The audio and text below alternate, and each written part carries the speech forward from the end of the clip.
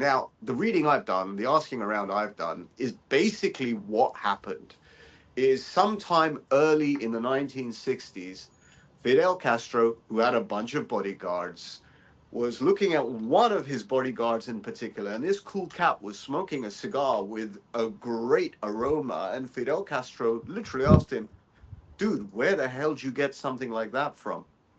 I mean, when I say literally, I'm transliterating from the Spanish, but it went something like that, right? Okay. And so his bodyguard said, well, actually, you might think I'm a cool cat, but there's a cooler cat than I called, let me think of his name. I made a note somewhere here. Rivera. There's a guy called Rivera who's an artisan, and he's got his own mixture of leaves and his growing process. So this guy was summoned by Fidel Castro, and Fidel said, look, you make a fabulous cigar. What is the recipe? We want to make it, etc., etc., etc. I'd like to make it for myself. I'd like to have it made for myself. And this guy, whether he was under pressure or not, he said, yeah, this is how I do it. I'm sure he kept behind some secret ingredients, and that could be a separate story, right? Yeah. But what happened is, in the course of this, for a certain amount of time, this guy just privately would make some cigars for Fidel Castro.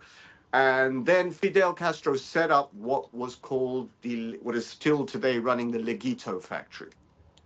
Okay.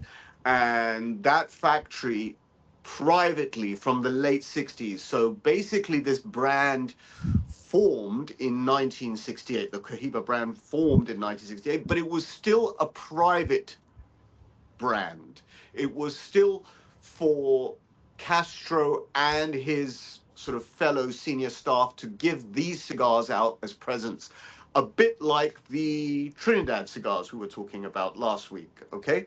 So a lot of this artisan products, these artisan cigars, were basically the gifts that whenever they went around the world marketing their cause, championing their cause, these were the gifts that were given out.